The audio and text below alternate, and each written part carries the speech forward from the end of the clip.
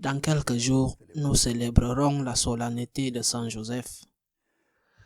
Le 8 décembre dernier, le pape François a convoqué l'année de Saint Joseph, l'année sainte de Saint Joseph, qui durera un an jusqu'au 8 décembre prochain, solennité de l'Immaculée Conception de Marie. Le pape veut, avec cette année sainte, deux choses. Tout d'abord, il veut reproposer la figure de Saint Joseph comme protecteur et aussi comme exemple d'amour pour le Seigneur, d'amour pour la Sainte Vierge, d'amour pour l'Église. Mais il a aussi fait quelque chose qui me paraît extraordinaire, c'est qu'il a fait en sorte qu'il soit très facile, dans ce contexte de pandémie, d'obtenir une indulgence plénière pour soi-même, bien sûr, et aussi pour des personnes que nous connaissons qui sont mortes à cause du virus ou à cause d'autres choses, ou simplement pour sortir du purgatoire une âme qui est là-bas, qui souffre, qui se prépare à aller au ciel. Cela peut être fait avec les facilités données par le Saint-Père. Cela peut même être fait une fois par jour. Si c'est le cas, et si c'est si important, pourquoi cela passe-t-il inaperçu? Je crois que la réponse à cette question ne peut être trouvée que dans la profonde crise de foi que vit l'Église, que vivent une partie importante de ses pasteurs et aussi des fidèles. Une crise de foi si grave qu'en fin de compte, même si théoriquement on y croit, en pratique, c'est comme si elle n'existait pas. C'est-à-dire qu'en pratique, tout est réduit à l'ici et maintenant.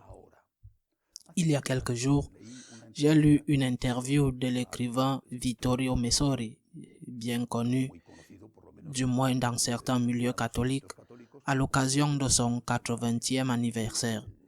Il s'est confié à l'enquêteur et lui a dit qu'il désirait ardemment aller au paradis et qu'aller au paradis était la chose la plus importante que l'on puisse faire dans la vie.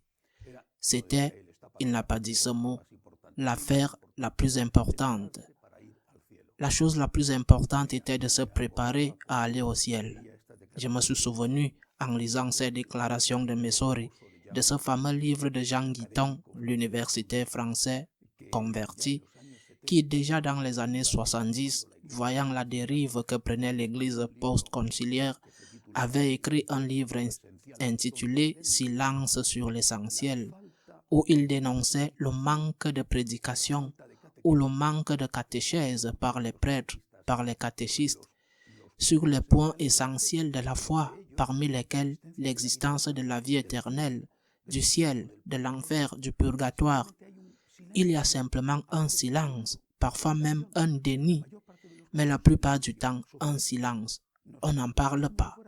Mais c'est comme si c'était de mauvais goût. On n'y croit tout simplement plus. Ou bien on a cessé d'y croire dans la pratique. C'est quelque chose qui est là et qu'on ne nie pas, mais qu'on n'utilise pas parce que c'est comme si on n'y croyait pas. La conséquence est ce que Chesterton a dit et que nous pouvons appliquer à ce cas. Quand on ne croit pas en Dieu, on est capable de croire en n'importe quoi. Eh bien, dans ce cas, quand on ne croit pas à la vie éternelle, que reste-t-il? Eh bien, la réalité d'ici.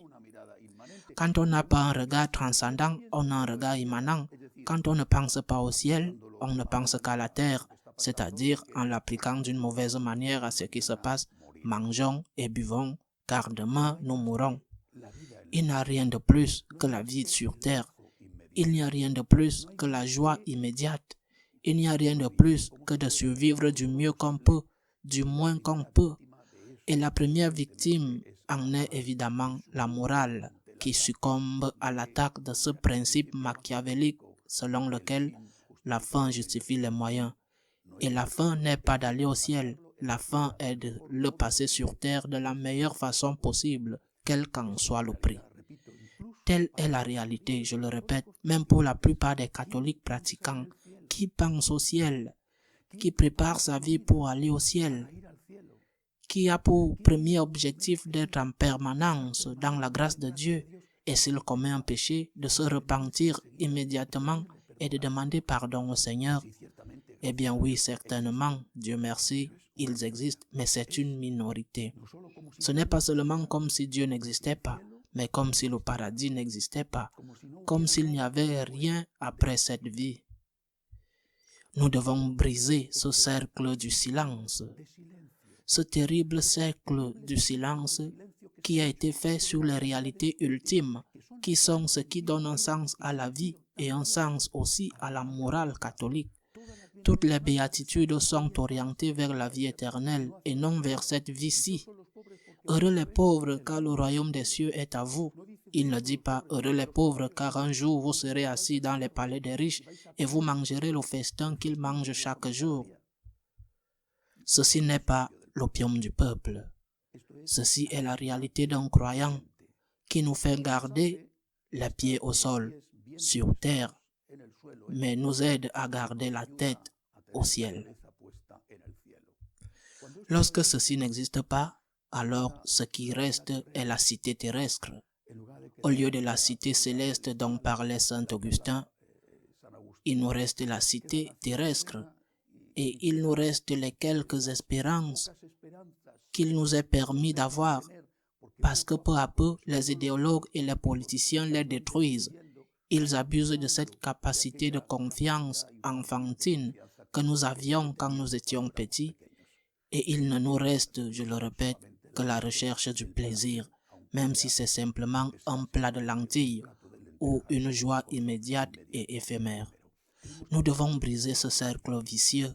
Nous devons briser ce silence sur ce qui est essentiel. Nous devons le briser et l'année sainte de Saint Joseph est une bonne occasion de le faire. C'est une chose merveilleuse que de pouvoir sortir chaque jour une âme du purgatoire. C'est une chose merveilleuse. Bien sûr, c'est une chose merveilleuse si tu crois qu'il y a un paradis, un enfer et un purgatoire. Sûrement quelqu'un dira, ce pauvre prêtre a une foi immature. On m'a souvent dit que ma foi était immature, que ma foi est une foi simpliste. Je ne vais pas dire quelle carrière j'ai. Je ne sais pas si ma foi est immature ou non, mais c'est certainement la foi de l'Église. C'est la foi de mes parents et c'est la foi qui me protège comme une cuirasse des coups et des combats de la vie. J'ai la foi de l'Église. Je crois au ciel, je crois à l'enfer, je crois au purgatoire et je veux faire tout mon possible avec la grâce de Dieu pour ne pas aller en affaire. Et je veux faire tout mon possible pour aider les personnes qui sont au purgatoire afin qu'elles puissent être avec Dieu au ciel le plus tôt possible. Et je veux le faire parce que si Dieu est clément avec moi, un jour c'est moi qui serai au purgatoire et je serai très reconnaissant si quelqu'un qui est encore sur terre dans cette église militante se souvient d'une âme qui est là-bas dans l'église purgante, désireuse de rencontrer Dieu pour de bon. Lorsque l'année de l'épidémie a commencé, et nous l'avons maintenant depuis plus d'1 an, j'ai commencé à écouter tant de personnes déprimées parce qu'elles ne pouvaient pas sortir de chez elles, parce qu'elles étaient malades, parce que des êtres chers étaient morts, parce qu'elles avaient perdu leur emploi, parce que la cohabitation excessive créait une tension nerveuse qui conduisait parfois à la rupture des mariages. J'ai donc pensé, nous devons aider les gens, nous devons les aider à voir le côté positif de la vie. J'ai donc mis en marche l'année de la gratitude dans laquelle nous sommes maintenant.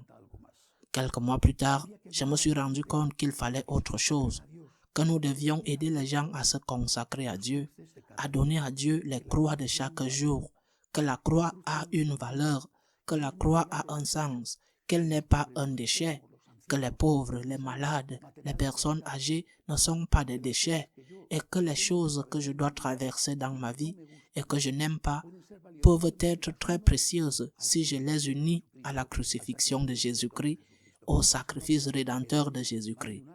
J'ai mis sur pied l'année, plus d'une année, 14 stations, une Via Lucis, avec 14 stations pour nous consacrer au Sacré-Cœur le 8 décembre prochain. Quelques mois après avoir commencé cela, le pape proclame l'année sainte qui se termine également le 8 décembre. J'ai trouvé ça merveilleux. J'ai immédiatement enregistré 2 vidéos pour expliquer en quoi consistait l'année sainte de Saint Joseph et comment obtenir l'indulgence plénière. J'ai un problème de conscience. Je suis prêtre et j'ai le devoir, l'obligation pour laquelle Dieu me jugera d'aider les gens à se rapprocher du Seigneur et un jour, quand le moment sera venu, à aller au ciel. Je me souviens de mon maître Martin Descalzo, avait l'habitude de dire que nous, les prêtres, étions comme des balises, que nous devions bien montrer le chemin, car si nous montrons le mauvais chemin, ce sera notre faute si les autres s'égarent. Saint Augustin disait, « Je suis un chrétien avec vous, un berger pour vous. Je dois suivre ce chemin et montrer la voie. » Eh bien, c'est ce que nous devons tous faire. L'autre personne, celle qui est à côté de nous, celle qui dépend de nous, notre famille, nos amis, les aider à penser au ciel. Les aider à réaliser que cette vie passe et qu'elle passe vite et aussi que parfois elle disparaît soudainement. Les aider à se rendre compte qu'il est vrai ce vieux verset attribué à l'un ou l'autre qui dit « En fin de la journée, ce qui compte est que celui qui se sauve le sait et que celui qui ne se sauve pas ne sait rien. Celui qui se sauve le sait, ne l'oublions pas. Celui qui se sauve le sait et celui qui ne l'est pas ne sait rien. À la semaine prochaine, si Dieu le veut.